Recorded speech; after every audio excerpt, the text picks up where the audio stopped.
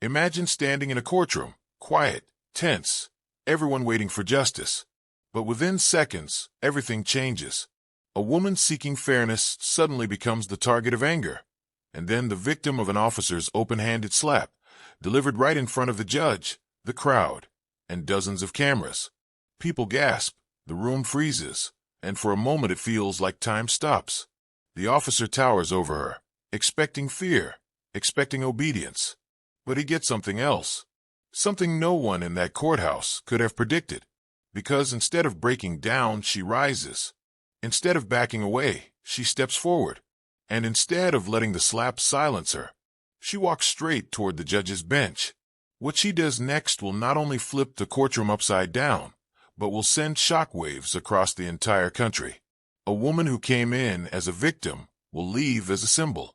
A moment of violence will turn into a moment of power, and the courtroom meant to intimidate her will become the place she claims her dignity. This is the unbelievable, true confrontation that millions watched online. When a black woman was slapped by an officer inside a courtroom and seconds later sat in the judge's seat, everything went silent. Not the kind of silence that feels peaceful or calm, no. This was the heavy, suffocating kind of silence that presses on your ears and freezes your breath. This was the kind of silence people talk about years later, the kind that marks the beginning of something unforgettable. That morning, the courthouse was just another place where everyday people came seeking solutions to everyday problems. The wooden benches creaked, paper shuffled, and tired parents hushed restless kids. The sunlight leaking through the tall, dusty windows made thin golden lines across the room, as if trying to brighten a place that rarely saw joy. And in the middle of this quiet routine stood Ariana Miles. Ariana, a 32-year-old black woman with calm eyes and a firm posture, wasn't someone who typically drew attention. She wasn't a politician, celebrity, or someone people recognized on the street. But everyone who knew her, neighbors, co-workers, her church family, knew one thing. She was the type of woman who didn't back down when she believed in something. She had come to court that day for a simple reason: to speak her truth. Months earlier, during what should have been a routine traffic stop, Ariana claimed she was mishandled by officers, dragged, pushed, and bruised, all while terrified for her safety. She filed a formal complaint, expecting at the very least an apology and an investigation. Instead, she found herself tangled in delays, paperwork, and what felt like strategies to make her give up. But Ariana wasn't that kind of woman. Today was supposed to be her first real chance to speak in front of a judge. A day she had prepared for with late-night research, highlighted documents, and a folder full of evidence she believed would finally make someone listen. But as she stood in that courtroom, she sensed something wasn't right. The officers handling her case weren't the ones she had originally reported. Conversations felt tense. The judge seemed distracted, and the officers assigned to escort her, two tall, stern-faced men, stood uncomfortably close. She didn't know it yet, but she was walking straight into a storm that would shake the entire courthouse, and the internet, and eventually, the whole country. And that storm began with a silence that settled over the room like a warning. Ariana wasn't doing anything wrong. She wasn't raising her voice, causing a scene, or disrupting the court. All she did was ask a question. A simple, human, fair question. Why are new officers taking over my case? Where's the original officer I filed the complaint against? Her voice echoed just enough to draw attention, but not enough to be disrespectful. It was the kind of question any citizen would ask when something suddenly felt off. But Officer Dalka, standing only inches from her, reacted like she had insulted him personally. His jaw tightened, his shoulders squared. He stepped in front of her, close enough for her to feel the heat of his breath. "Sit down." The words came out like bullets. The courtroom shifted. People turned their heads. Everyone could feel the tension rising, but Ariana held her ground. She had come here for justice, not to be intimidated. She kept holding her papers, though her fingers trembled slightly. She opened her mouth to respond, but Dalka cut her off, barking louder this time. "I said sit down." His voice thundered through the room. A few people gasped. Someone muttered, "What's happening?" A woman in the back clutched her purse tighter. Even Judge Prescott leaned forward, as though he had misheard something. Ariana swallowed hard. She could feel her heart pounding in her ears. Fear tried to take hold, but she refused to show it. "I'm simply asking." Smack! The sound cracked through the courtroom like lightning striking a dry tree. Gasps erupted instantly. A man stood up out of instinct. Someone whispered, "Did he just slap her?" The bailiff froze in shock.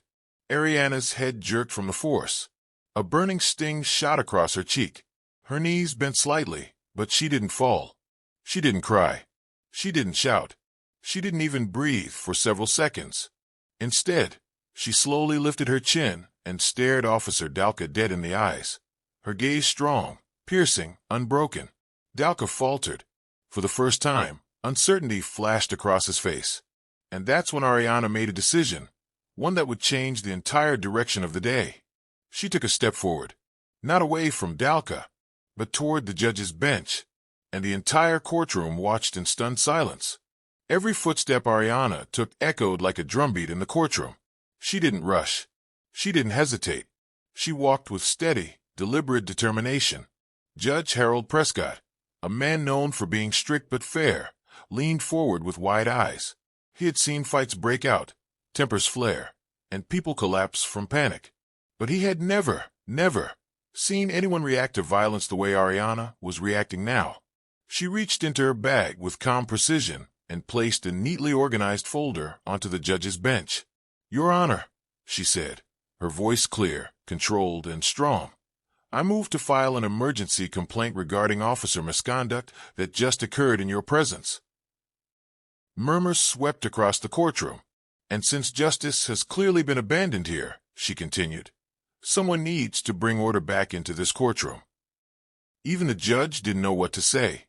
Before he could speak, Ariana pulled out a thin stack of legal forms, documents she had spent weeks researching. A pro se emergency conduct motion, something most citizens didn't even know they had the right to file. The courtroom erupted with whispers. "She came prepared? Is this real? She has legal motions? She's not playing." The officers stiffened, exchanging nervous glances. They knew the cameras were rolling, news reporters, live streamers, people pulling out phones. This was no longer a quiet, private case. It was becoming public fast. Ariana turned around, looking directly at the crowd. "If no one here will protect my rights," she said, voice ringing with power, "then I will stand in the place of authority until this courtroom does what it's supposed to do, serve justice." And then she did something symbolic, something bold, something unforgettable. She stepped behind the judge's bench, slowly, confidently, deliberately. She didn't sit in the judge's seat to claim superiority. She sat there to claim dignity. And the symbolism was impossible to ignore. A woman who was just slapped was now sitting where power lived. Every camera in the room zoomed in. Every pair of eyes widened. Every heart beat a little faster. Because everyone knew. This moment was going to explode across the country. The shock hit everyone at once.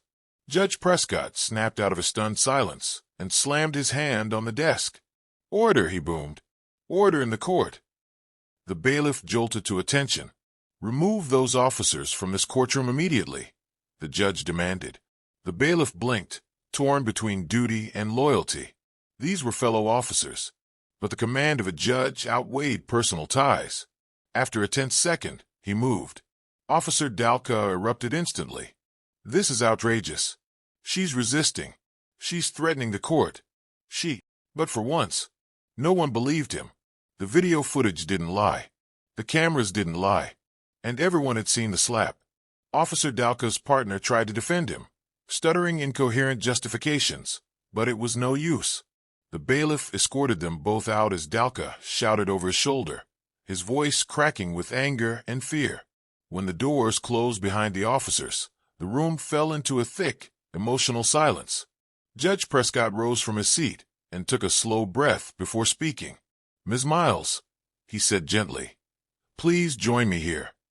Ariana stood from the judge's chair and stepped beside him.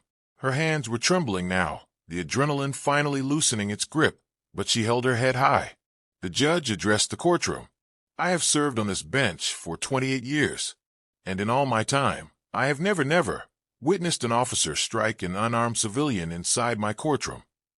People leaned forward. What happened today will be investigated at the highest level, he continued. And I assure everyone here, justice will not be ignored. The courtroom erupted, not in chaos, but in something powerful. Applause.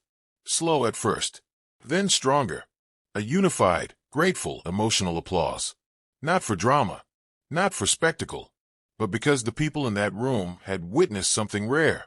A citizen standing up, literally, for justice, and a judge acknowledging it. Ariana inhaled shakily. For the first time since the slap, her eyes welled with tears, but she didn't let them fall. She knew this wasn't the end. It was the beginning of a much bigger fight. The video reached the internet before Ariana even made it home. Within hours, hashtag spread across Twitter, TikTok, and Instagram. Millions watched the moment she took the judge's seat. Millions watched the slap. Millions watched her unwavering composure in the face of violence. People called her a warrior, a symbol, a modern-day Rosa Parks, a woman who refused to stay silent. News outlets picked up the story. Interviews were requested. Civil rights organizations contacted her offering support. Lawyers volunteered to represent her for free. Community members delivered meals to her doorstep with notes thanking her for standing up for all of us. But the consequences for Officer Dalka came just as fast. By the next morning, he was placed on administrative leave. By the next week, the internal affairs investigation was underway. And by the end of the month, national agencies began reviewing the footage. But the most powerful effect wasn't the disciplinary action or the trending hashtags. It was the conversation she ignited. Church groups, schools, courtroom reform advocates, police oversight committees, and even law students began discussing the importance of civilian rights inside courtrooms. People asked questions that had been avoided for too long. How are civilians protected inside court? What happens when officers abuse their authority? What rights do people have that they don't even know about? Ariana didn't want fame. She didn't want attention. She wanted accountability. And yet, without trying, she became the spark for a movement. In an interview later, she said something that resonated with millions. I didn't stand up because I'm fearless. I stood up because I was tired of being afraid. Her bravery reminded the world of a truth many forget. Sometimes, the bravest act is simply refusing to sit down. Ariana didn't set out to become a hero that day. She didn't chase attention, fame, or headlines. She only wanted one thing, justice. But her courage lit a spark far beyond that courtroom. The video spread, conversation started, and people everywhere saw what happens when someone refuses to be silenced. And that's the message she left the world with. Sometimes you don't need power, a title, or a badge. Sometimes the bravest thing you can do is simply refuse to sit down. If you want more powerful real-life stories like this, make sure to like, subscribe, and stay tuned, because the truth is always louder than fear.